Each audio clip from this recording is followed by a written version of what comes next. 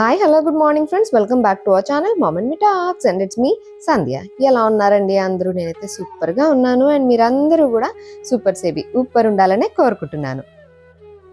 సప్త శనివారాల వ్రతం స్టార్ట్ చేశాను, ఆల్రెడీ మీకు షేర్ చేశాను కదండి. యాక్చువల్గా పాత ఇంట్లో ఉన్నప్పుడే స్టార్ట్ చేశాను అనమాట, ఇల్లు షిఫ్ట్ అవ్వక ముందే. ఇంకా కొత్త ఇంట్లోకి వచ్చిన తర్వాత కూడా కంటిన్యూ చేస్తున్నా. అండ్ అలాగే ఈ శనివారం కూడా నేను వ్రతం చేసుకున్నాను అనమాట, సప్త శనివారాల వ్రతం. సో దానికోసమే ఇక్కడ పిండి కలిపేస్తున్నాను. పిండి దీపాలు చేసుకోవాలి కదా, 7 ప్రమిదలు చేసుకోవడానికి కోసం. ఆల్రెడీ మనకి ఇప్పుడు చేసి అలవాటు అయిపోతుంది కాబట్టి కొలత అదంతా కూడా అర్థమైపోతుందిలేండి. ఫస్ట్ టైం అయితేనే కొంచెం కన్ఫ్యూజ్ అవుతాం ఎంత పిండి వేయాలి ఏంటి అని. అండ్ ఆ పిండి దీపాల్లో ఒత్తులు వేస్తాం కదా, అవి ఇట్లా సైడ్కి వెళ్ళిపోయినట్టు కాకుండా మధ్యలో వెలుగుతున్నట్టుగా ఉంటే బాగుంటుంది అని చెప్పి ఇవి తీసుకున్నా. ఇవి యాక్చువల్గా అమ్మ తీసుకుంది అనమాట. మొన్న నేను సమ్మర్ హాలిడేస్లో అమ్మ దగ్గరికి వెళ్ళినప్పుడు నాకు కూడా ఇచ్చింది. ఇందులో మనం ఇలాగ ఒత్తి పెట్టేసి దాన్ని పిండి ప్రమిద లోపల పెట్టేయడమే అనమాట. అప్పుడు ఒత్తి మనకి మధ్యలో వెలుగుతున్నట్టుగా పర్ఫెక్ట్గా కూర్చుంటుంది. లేదు అని అంటే ప్రమిదలో మనం సైడ్కి వచ్చేలాగా పెడతాం కదా, అలా పెట్టుకోవాల్సి వస్తుంది అన్నమాట. సో ఇదిగోండి, ప్రమిదలు రెడీ చేసుకున్న తర్వాత వాటిలో జస్ట్ వీటిని ఇలాగా లోపల పెట్టేసుకోవడమే. మనం ఒత్తి ఇట్లా పెట్టినప్పుడు కింద వరకు టచ్ అవుతుంది కాబట్టి పిండిలో మనం ఆయిల్ వేసినా సరే మంచిగా వెలుగుతాయి అనమాట. బేసిక్గా ఇదేంటంటే ఒత్తి మధ్యలో ఉండి వెలగడం కోసం. నార్మల్గా ప్రమిదకి అయితే మనకి ఇలాగా వేరే ఇట్లా కొంచెం కర్వ్ లాగా వచ్చి ఉంటుంది కదా, వీటికి అలా రాదు కాబట్టి మధ్యలో వెలుగుతూ ఉంటే బాగుంటుంది. సైడ్కి అయితే పిండి కూడా కాలుతుంది కదా, సో అట్లా కాకుండా ఇట్లా పెట్టుకోవడానికి ఇవి చాలా ఈజీగా ఉన్నాయి అండ్ చాలా యూస్ఫుల్గా కూడా అనిపించినాయి అనమాట. సో మొత్తం 7 తెచ్చుకున్నాను, 7 ప్రమిదల్లోకి. ఇదిగోండి ఒత్తులు వేసేసుకొని ఇట్లాగా బొట్లు పెట్టుకొని రెడీ చేసేసుకున్నా. అండ్ అలాగే ఈ ప్రమిదల్ని సెట్ చేయడానికి ఇలా మనకి స్టెప్స్ దొరుకుతున్నాయి అనమాట. 7 స్టెప్స్ లాగా వస్తాయి. ఇవి మనం డిస్మాండిల్ చేసేసుకోవచ్చు. ఇవన్నీ ఇట్లాగా MDF బోర్డ్ తోటి వచ్చిన కట్టింగ్స్ అనమాట, మనకి మధ్యలో పెట్టేవి. అండ్ అలాగే ఒక్కొక్క స్టెప్కి ఒక్కొక్క పేరు, అంటే మనకి ఇట్లా నీలాద్రి, గరుడాద్రి, అంజనాద్రి, నారాయణాద్రి, వృషభాద్రి, శేషాద్రి, వెంకటాద్రి అని ఇలా మనకి 7 కొండల పేర్లు వచ్చేలాగా 7 స్టెప్పులకి ఇలాగా ఈ పేర్లతో సహా వస్తాయి అనమాట. అండ్ అటు ఇటు ఇలాగా బోర్డ్ లాగా వస్తుంది. ఇది నేను TTH సునీత గారి దగ్గరికి వెళ్ళాం కదండి, అమ్మ వచ్చినప్పుడు. ఇక్కడ KPHPలో స్టోర్ ఓపెన్ చేశారు కదా, ఆ స్టోర్కి వెళ్ళినప్పుడు అక్కడ చూసి తెచ్చుకున్నాను. అప్పటికి అలాగో వ్రతం స్టార్ట్ చేశా కదా, ఇలా పూజలో పెట్టుకోవడానికి బాగుంటుంది అని తీసుకున్నాను అనమాట. అండ్ ఇది అసెంబుల్ చేయడం కూడా చాలా ఈజీ. మనం ఒకసారి అసెంబుల్ చేసి పెట్టేసుకోవచ్చు. మళ్ళీ పూజ అంతా అయిపోయిన తర్వాత మళ్ళీ వాటన్నిటిని తీసేసి షెల్ఫ్లో స్టోర్ చేసేసుకోవచ్చు. ఎందుకంటే స్టోరేజ్ కూడా ఈజీగా ఉండాలి కదా, సేమ్ ఇలా స్టెప్స్ అలాగే ఉంటే మనకి స్టోరేజ్ కష్టం అవుద్ది. సో వీటిని మళ్ళీ డిస్మాండిల్ చేసేసి మంచిగా చిన్నగా అయిపోతుంది, షెల్ఫ్లో పెట్టేసుకోవచ్చు అనమాట. సో ఇవి ఇలాగ మనకి హోల్స్ తోటి వస్తుంది అనమాట. కరెక్ట్గా వాటిలో ఇలా ఫిట్ అయ్యేలాగా పెట్టేసుకుంటే చాలు. స్టెప్స్ అన్నీ కూడా ఈజీగా మనకి సెట్ అయిపోతాయి. జస్ట్ ఏ కొండ పేరు తర్వాత ఏవి రావాలి అన్నది ఒకటి చూసుకొని ఆ వరుసలో మనం పేర్చుకుంటూ వెళ్ళిపోవడమే. ఇదిగోండి, అన్నీ పెట్టేసిన తర్వాత ఇలా వస్తాయన్నమాట స్టెప్స్. అటు ఇటు శంఖచక్ర నామాలు అండ్ అలాగే ముగ్గు డిజైన్ తోటి మనకు అటు ఇటు ఇలా కనిపిస్తూ ఉంటుంది. అండ్ ఫ్రంట్ నుంచి చూస్తే ఇలాగా అన్ని పేర్లు స్టెప్స్ తోటి ఇలా కనిపిస్తాయి అన్నమాట, 7 కొండల పేర్లన్నీను. మధ్యలో కూడా ఇలా చెక్కలాగా ఉంది కదా, అటు ఇటు ముగ్గు డిజైన్ అది ఇచ్చారు. సో ఇలాగా 7 స్టెప్స్ రెడీ అవుతాయి అనమాట. మనము పిండి దీపాలు వరుసగా అన్న పెట్టుకోవచ్చు అడ్డంగా, లేదు అంటే ఇలా స్టెప్స్ దొరికితే ఈ స్టెప్స్ పైన మధ్యలో పిండి దీపాలు పెట్టుకోవచ్చు. చూడ్డానికి కూడా అలంకారం చేసుకోవడానికి అందంగా ఉంటుందన్నమాట. ఇక్కడ మా పూజా మందిరంలోనే దాన్ని మధ్యలో ఇలా ప్లేస్ చేసుకున్నాను. మధ్యలో వేరే ఫొటోస్ ఉండేవి దేవుడి, అవి కొంచెం పక్కకు జరిపి మధ్యలో లాగా ఈ స్టెప్స్ అవన్నీ పెట్టుకున్నాను అనమాట. అండ్ వెంకటేశ్వర స్వామి విగ్రహం కూడా మొన్న సమ్మర్ హాలిడేస్లో అమ్మ దగ్గరికి వెళ్ళినప్పుడు తెచ్చుకున్నాను. మొత్తం ఇలాగా బ్లాక్ అండ్ సిల్వర్ కలర్లో వచ్చిన వెంకటేశ్వర స్వామి విగ్రహం అనమాట. ఇది భలే బాగా అనిపించింది. నా దగ్గర యాక్చువల్గా బ్రాస్ విగ్రహం ఉంది, ప్రతిసారి అది పెట్టుకుంటా. ఈసారి ఇది పెట్టుకుంటున్నాను అనమాట. ఇది యాక్చువల్గా మన ఫ్యామిలీ మెంబర్స్, ఒక సబ్స్క్రైబర్స్ తెచ్చి అమ్మకి ఇచ్చారు. సో అది చూసి నాకు నచ్చి బాగుందమ్మా అని అంటే సరే అని నేను తీసుకెళ్ళని పూజలో పెట్టుకో అని నాకు ఇచ్చింది అన్నమాట. అండ్ మన సబ్స్క్రైబర్ పేరు కనకదుర్గ గారు, వరంగల్ నుంచి వచ్చారట వాళ్ళప్పుడు. సో వాళ్ళు ఇచ్చిన విగ్రహం అనమాట. థ్యాంక్ యూ కనకదుర్గ గారు. విగ్రహం చాలా చాలా బాగుంది, చూస్తే చాలా ఆ ఫీచర్స్ కానీ లేకపోతే ఫినిషింగ్ కానీ ఎవ్రీథింగ్ చాలా బాగుంది. అండ్ సైజ్ కూడా బాగుంది అనమాట. సో ఈ స్టెప్స్ అన్ని అరేంజ్ చేసుకున్న తర్వాత వెనక ఆ స్టెప్స్ అన్నిటికి వెనక స్వామివారు ఉన్నట్టుగా అక్కడ స్వామివారిని పెట్టుకున్నాను.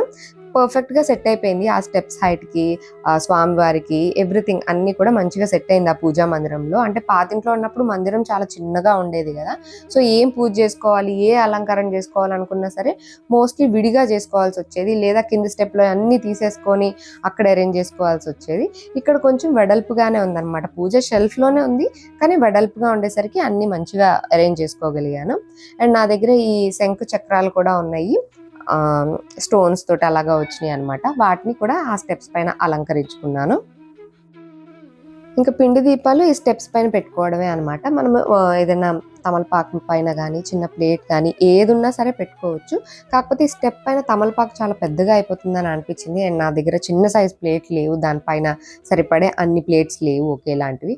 సో నేను గులాబీ రేకులనే పిండి ప్రమిద పెట్టడానికి ముందు అన్నిటిపైన గులాబీ రేకులను వేసుకున్నాను అనమాట. ఏదైనా పెట్టచ్చు అన్నారు, సో అందుకని ఇలా నా దగ్గర ఉన్న వాటితోటి ఇలాగా గులాబీ రేకులు వేసేసుకొని దానిపైన పెట్టుకున్నాను. ఈ ప్రమిద ఒత్తులకి పైన కొద్దిగా కర్పూరం అంటిస్తే లైట్గా ఈజీగా వెలుగుతాయి అని విన్నానండి. సో అదే చేశాను అనమాట. చాలా ఈజీగా వెలుగుతున్నాయి నిజంగానే కర్పూరం పెడితే. లేకపోతే కొంచెం టైం పడితే కానీ జస్ట్ ఇట్లా పైన మనం మామూలుగా చేత్తో ఇలా కర్పూరాన్ని నలిపేసి దానికి ఇలా అద్దితే చాలు, చాలా క్విక్గా వెలిగిపోతాయి అన్నమాట. ఇంకా దీపారాధన అవన్నీ చేసేసుకున్న తర్వాత, ముందు గణపతి పూజ అన్ని చేసేసుకున్న తర్వాత పిండి దీపాలన్నీ కూడా వెలిగించేసుకున్నానండి. చాలా క్విక్గా వెలిగిపోయినాయి నిజంగానే కర్పూరం పెడితే. అండ్ అలాగే ఆ స్టాండ్లు కూడా పెట్టాను కదా, సో కరెక్ట్గా దీపం ఆ ప్రమిద మధ్యలోంచే ఒత్తి వెలుగుతున్నట్టుగా చాలా బాగా అనిపించింది. ఇంతకుముందు పెట్టినవి అన్ని సైడ్కి పెట్టాను కాబట్టి అప్పుడు డిఫరెంట్గా అనిపించేది, ఇప్పుడు డిఫరెంట్గా అనిపించింది. అండ్ అలాగే ఆ స్టెప్స్ పైన అన్ని అలాగా వరుసగా అరేంజ్ చేసి ఇలా చేసుకోవడం ఇదే మొదటిసారి కాబట్టి చూడగానే చాలా బాగా అనిపించింది. నేను జస్ట్ దీపాలన్నీ వెలిగించిన తర్వాత ఇంకా నువ్వుల లడ్డూలు అవి చేస్తాం కదండి, అవి ఇలా పెడుతున్నా అంతే వెంటనే కరెంట్ పోయిందనమాట. జనరల్గా అసలు పవర్ పోదు, నైవేద్యం పెట్టేటప్పుడు కర్టన్ వేసేస్తారు కదా, సో అలా ఏమన్నా జరిగిందా అన్న ఫీలింగ్ వచ్చింది అనమాట. కరెక్ట్గా ఇంకా ప్రసాదాలు పెట్టే టైంలో పవర్ పోయింది, జస్ట్ ఒక 2 minutesకే పోయిందిలేండి. స్వామి కూడా అలాగా చీకట్లో ఆ దీపాల వెలుతురులో భలే బాగా అనిపించారు. సో వెంటనే మళ్ళీ పవర్ వచ్చేసింది.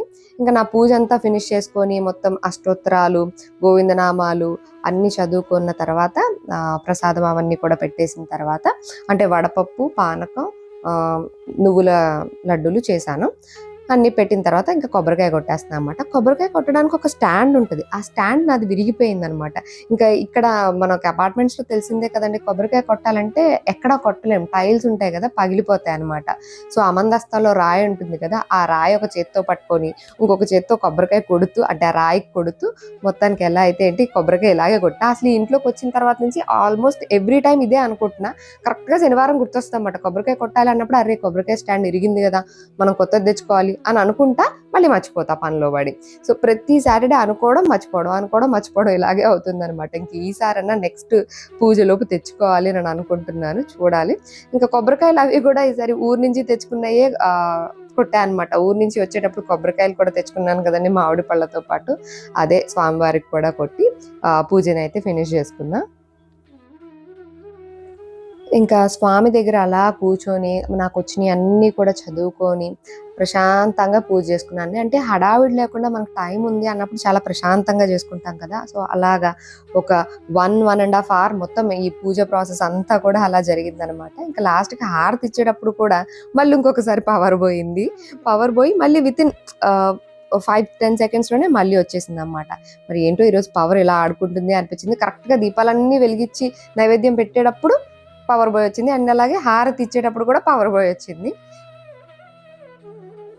పూజ అంతా అయితే చాలా బాగా జరిగిందండి. ఈ స్టెప్స్ పైన అన్ని కూడా ఆ ప్రమిద దీపాలు ఒక్కొక్క స్టెప్ పైన ఒకటి కరెక్ట్గా అవి కూడా మధ్యలో ఇలాగా ఒత్తి వెలుగుతూ చాలా బాగా అనిపించింది. అండ్ ఆ కాంతిలో స్వామివారు నల్లని విగ్రహం చాలా బాగా అనిపించింది అనమాట. యాక్చువల్గా స్వామివారికి తులసి దళాలతో మాలేయాలి, ఎవ్రీ టైం వేస్తూ ఉంటాను కానీ ఈసారి నాకు తులసి దళాలు దొరకలేదనమాట ఎక్కడ, సో అందుకని ఇంకా పువ్వులే పెట్టి పూజ చేసుకున్నా. సో పూజ అంతా అయితే చాలా బాగా అనిపించింది.